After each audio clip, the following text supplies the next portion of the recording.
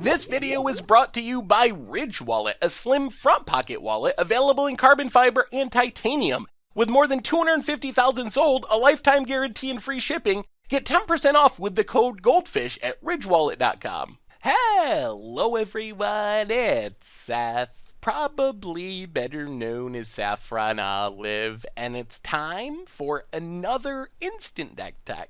So as you know, Wednesday means it's Wild Card Wednesday here in Instant Deck Tech land, and we have a super sweet Legacy combo list to look at today. This is Buried Arclight combo. That's right, Arclight Phoenix making some waves all the way back to Legacy, and I wanted to show off this deck because I was playing Legacy the other day, and I got wrecked by this combo on turn one. I was like, oh my goodness, that's a thing people are doing in Legacy, and it's pretty spicy. So this one comes to us from Egad2894, who took it to a 5-0 finish in a Legacy League on Magic Online. So congrats to Egad on a really cool deck. A quick reminder before we break down Buried Arclight combo for Legacy.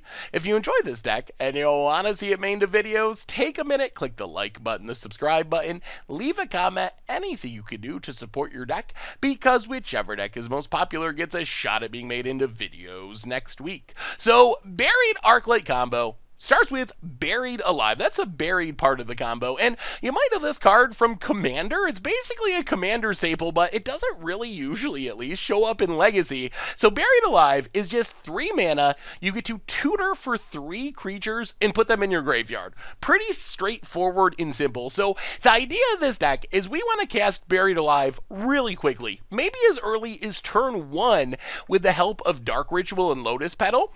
So Dark Ritual, just if we make 1 land drop, gives us enough mana to Buried Alive all by itself. Lotus Petal just adds an extra mana. So these cards let us Buried Alive on turn 1. Why is Buried Alive so important to this deck? And that's because of our tutor target. What we are putting in our graveyard with Buried Alive is Arclight Phoenix. So Arclight Phoenix, I'm sure you know what this one does. It's all the rage in Modern, even Standard as well. It's just a really good card. So formatting it a 3/2 flying haste, blah, blah, blah, blah, blah. The big deal is if you cast 3 or more instants or sorceries, you get to return it from your graveyard to play for free. So what this deck really wants to do is Buried Alive, maybe on turn 1, casting it off Dark Ritual mana. So that's 1 spell for Buried Alive, 1 spell for Dark Ritual, which means if we could cast any 1 spell, we get back 3 Arclight Phoenixes with haste. That's hitting our opponent for 9 damage. On turn 1, they haven't even made a land drop yet, and we have 3 Arclight Phoenixes smashing into their face. It's very similar to what we see in Legacy or Modern, except because of the cards in Legacy like Buried Alive, it's like on steroids. It's super powered, where stuff that's happening on like turn 4 in Standard or turn 2 or 3 in Modern is happening as early as turn 1 in Legacy. So Buried Alive, Dark Ritual, that gets us 2 spells. Then we have a bunch of cheap cantrips, so we can use like our Lotus Petal to Brainstorm or Ponder or Preordain to get us spell number 3 to get back all those Arclights that we tutored into our graveyard. These cards also just keep us churning through our deck, finding our other threats, finding our Arclight Phoenixes, our Buried Alives. So tons of consistency thanks to all the cantrips.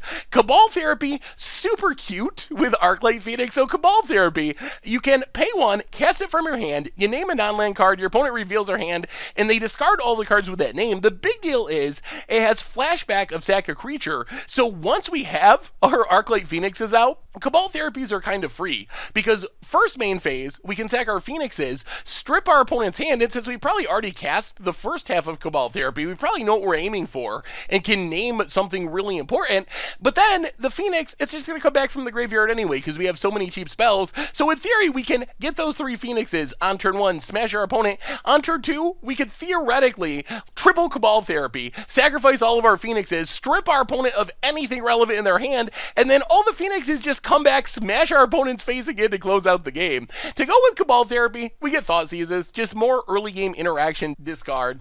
Then we have some Dazes, a free counter spell. It's not a hard counter, it's only like a Force Spike or a Mana Tithe, but it can be played for free, and we even can use this as a way to make sure we get that 3rd spell on turn 1. If we have like a Lotus Petal but not a cantrip, we could pick up our land to daze our own Lotus Petal to get spell number 3 and get our Arclight Phoenixes down.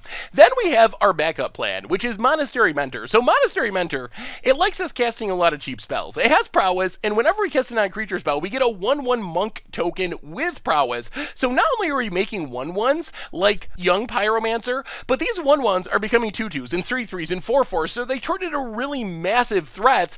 And because our deck, which we've been talking about, with so many cheap spells, Ponders and Preordains and Cabal Therapies and Thausiuses and Dazes, we're just churning through our deck. So in theory, we play Monastery Mentor, and then we just chain together a bunch of cantrips, make a huge board full of monks, and win the game. So if our opponent has Graveyard Hate or some other way of shutting down our primary Arclight Phoenix plan, Monastery Mentor gives us a great backup plan that takes advantage of all the cards we want to be playing anyway, which makes it super sweet in our deck.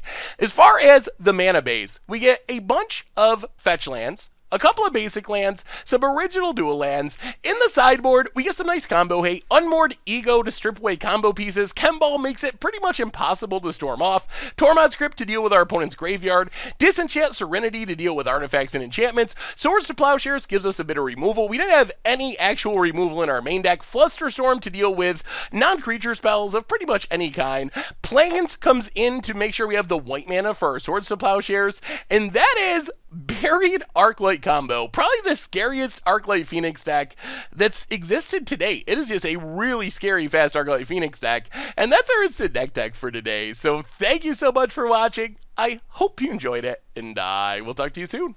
Thanks for watching the video. If you enjoyed it, help us out by clicking that like button down below.